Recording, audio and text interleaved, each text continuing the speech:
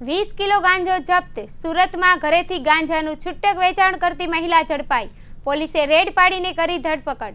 સુરતમાં પાંડેસરા પોલીસે ગાંજાના જથ્થા સાથે એક મહિલાને ઝડપી પાડી છે।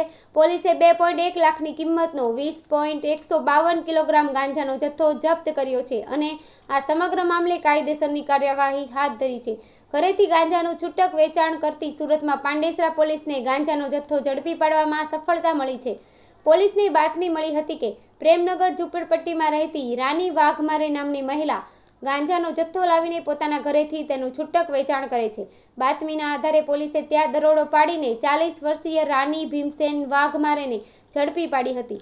પોલીસે તેની પાસેથી 2,01,520ની કિંમતનો 20.152 કિલોગ્રામ ગાંજાનો જથ્થો મળી આવ્યો હતો, જેથી પોલીસે તેની ધરપકડ કરી હતી અને ગાંજાનો જથ્થો જપ્ત કરી કાયદેસરની કાર્યવાહી હાથ ધરી હતી।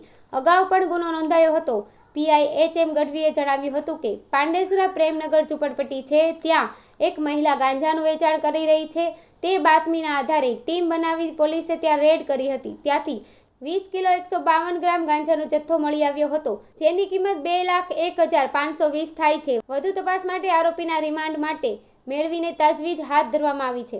આ ઉપરાંત મહિલા સામે અગાઉ એક કામરેજ પોલીસ સ્ટેશનમાં વર્ષ 2022માં ગુનો નોંધાયો હતો અને તે ગુનામાં હાલ જામીન પર છે।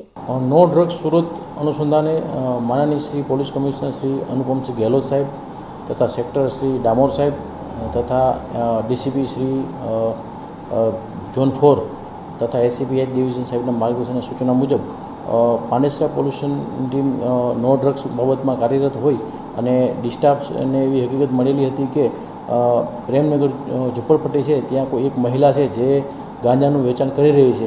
તે અનુસંધાને ડિસ્ટાફ પીએસઆઈ શ્રી વસાવા સાહેબ તેમજ સેકન્ડ પીઆઈ હુદડ સાહેબ નાઓની ટીમ બનાવી અને ચોક્કસની બાતમી હતી, ત્યાં ચોક્કસપણે જે બાતમી હતી એ બાતમીના અનુસંધાને એક ટીમ બનાવી અને પંચોને સરકારી પંચોને બોલાવી અને પંચો સાથે રાખી અને એક ત્યાં રેડ કરતાં ત્યાંથી 20 કિલો 152 ગ્રામ ગાંજો મળી આવેલ છે, જેની કિંમત 2,01,520 થાય છે।